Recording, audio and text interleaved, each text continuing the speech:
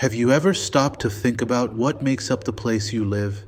An ecosystem is really just a fancy word for a community where living things, the biotic parts, like the plants and animals, are constantly interacting with the non-living things, the abiotic parts, like the water, sunlight, and soil. Every single ecosystem, whether it's a huge forest or a tiny puddle, is a complex, delicate system where all these pieces are working together. If you take one part out, you affect the whole system. At the heart of every ecosystem, there are two fundamental things happening non-stop. Think of it like a car. It needs gas and it needs oil. The gas is the flow of energy, which is mainly a one-way street, constantly being used up. The oil is the cycling of matter, where things like water and nutrients are recycled over and over again. These two processes are what allow life to keep going, and they're what we use math and science to study and predict. Imagine a giant electrical cord that plugs into the sun. That's how energy gets into almost every ecosystem on Earth. It's a one-way trip. The energy flows in, and then it flows out. Once a producer, like a blade of grass, captures that energy, it moves through the food chain to consumers who eat it. But here's the catch. Every time energy moves to a new organism, a lot of it is lost, mostly as heat, just like a light bulb wastes energy as heat. This energy loss is actually a hard rule of nature called the 10% rule. When a cow eats grass, it only gets about 10% of the energy stored in that grass. The other 90% is used by the grass to live, or it's lost as heat. It's like getting a $10 gift card, but only being able to spend $1 of it on a friend. Because so much energy is lost at each level, a food chain can only have a limited number of steps. This is why you see many more small organisms at the bottom of the food chain than large predators at the top. The whole process has to start somewhere, and that's with the producers. These are the true heroes of the ecosystem. Producers are autotrophs, meaning they feed themselves. They take the energy from the sun and use photosynthesis to turn simple ingredients, water and carbon dioxide, into food, sugars. Everything that lives in the ecosystem, from the smallest insect to the largest whale, relies on these organisms to capture that initial solar energy. Once the sun's energy is locked in a plant, the primary consumers come in. These are the herbivores, the plant eaters. Think of a tiny rabbit nibbling on clover, or a majestic moose munching on leaves.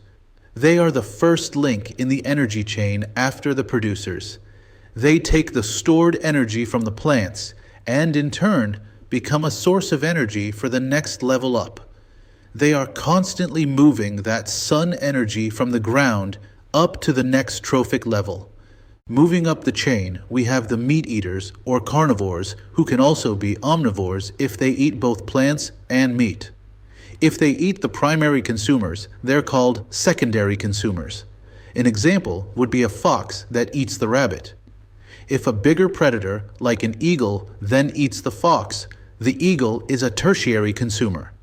This hierarchy of eating is what keeps population numbers in check and keeps the energy flowing efficiently.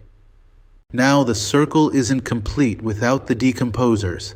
These organisms, like fungi, bacteria, and even some insects, have the very important job of cleaning up the ecosystem.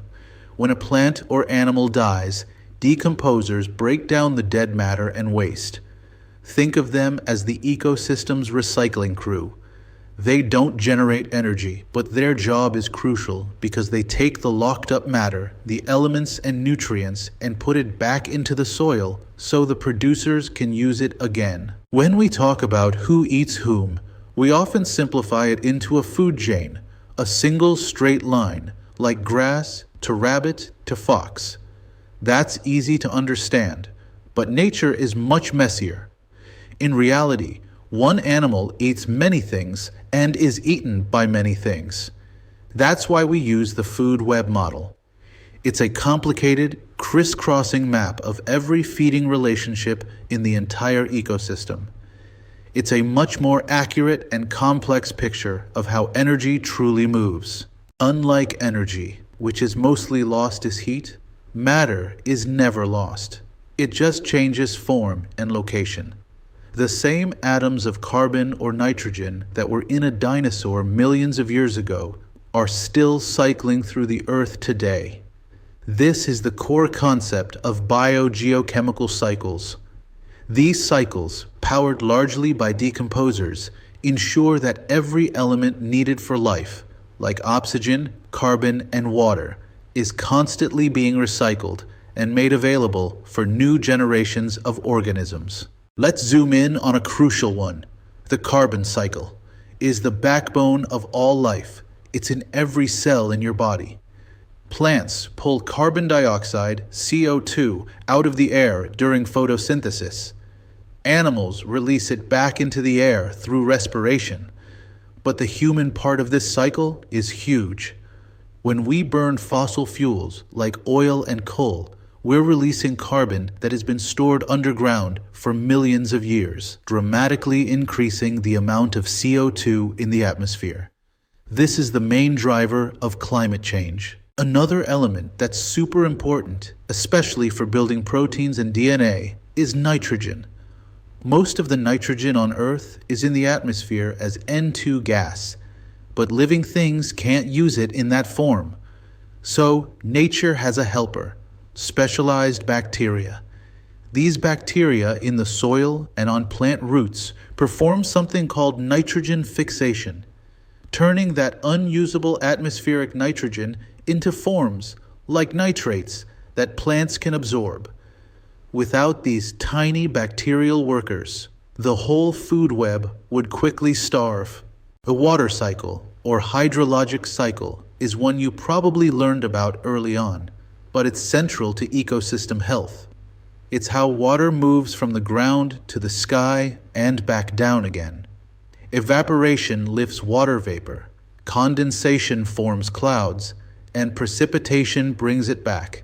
This movement is essential, not just for organisms to drink, but also for transporting all those dissolved nutrients, like nitrogen and phosphorus, from the soil and into the plants. No water cycle, no life. This is where the high school science standard really comes in. We use mathematics to understand and predict ecosystem interactions. Ecosystems are too complex to just guess about. We use math to calculate things like how much energy an organism needs to survive, or how quickly a population might grow or shrink.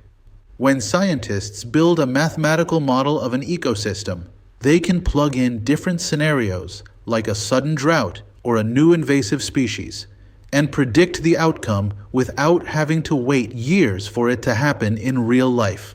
To visualize the structure of an ecosystem, we use ecological pyramids. The pyramid of numbers simply counts the number of organisms at each level. Usually, it's a big base of plants and a small tip of predators. But here's a funny exception. Imagine a single huge oak tree supporting hundreds of thousands of insects. In that case, the pyramid of numbers would be inverted, or upside down, which is why it's not always the best way to visualize things. A more accurate way to look at the structure is the pyramid of biomass. Biomass is the total mass of living stuff in a certain area. This pyramid is usually more stable because it corrects for those size differences.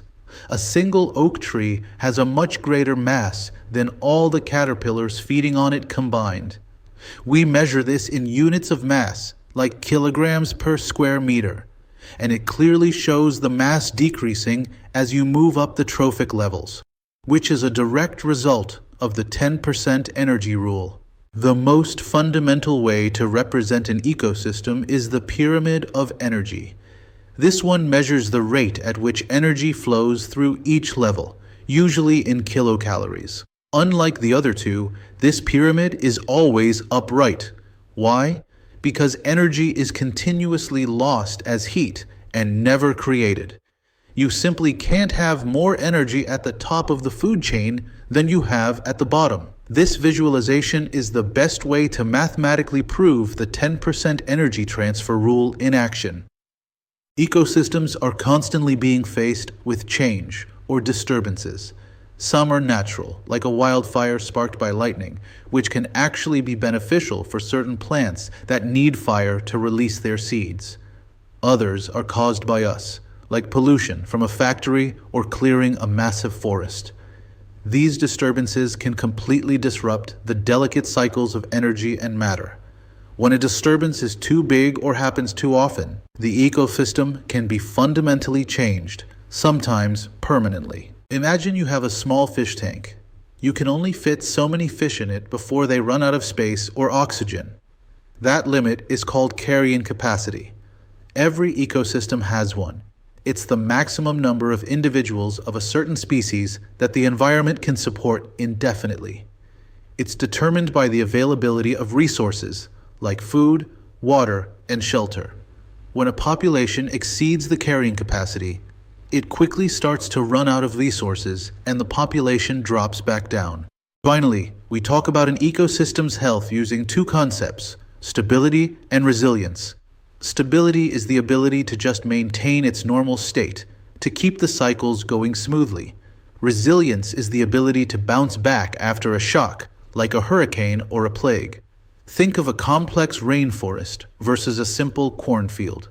The rainforest, with its thousands of species, is more resilient because if one species dies off, many others can fill its role. A cornfield with only one species is not resilient at all. Biodiversity is the key to both.